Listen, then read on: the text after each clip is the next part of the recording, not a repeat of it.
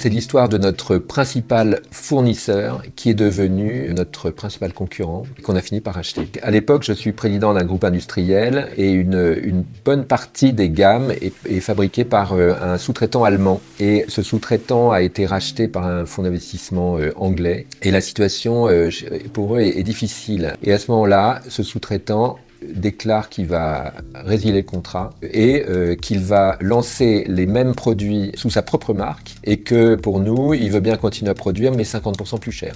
Donc c'est une équation évidemment dramatique pour nous. Grosse réunion, ça a été des moments très intenses, quasiment de war room où on réfléchit à la gestion de crise. On a fait deux plans d'action différents, un plan d'action industriel et un plan d'action juridique.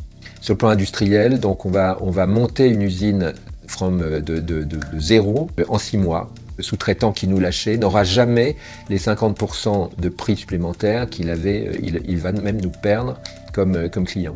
Le deuxième axe judiciaire, c'est qu'on va l'attaquer pour contrefaçon, pour concurrence abusive, etc.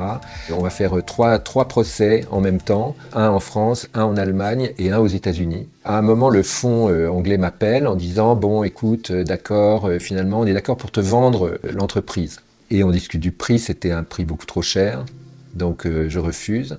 Quelques semaines plus tard, il rappelle en disant on est d'accord pour te signer une promesse de vente, on te la vende pour l'euro symbolique. Je leur fais signer une promesse de vente sous réserve d'audit, et l'audit révèle qu'il faut quelques millions d'euros de restructuring pour la remettre en route. Je refuse également.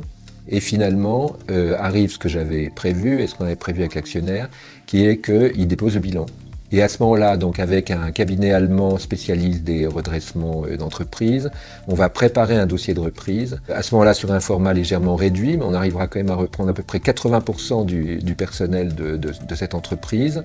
Et on va la reprendre redimensionnée en fait à nos besoins. Et ça va être un élément complètement transformant en fait de l'histoire du groupe.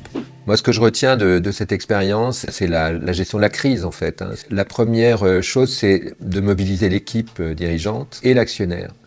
Et ensemble, de bâtir un plan et de vraiment mener le combat.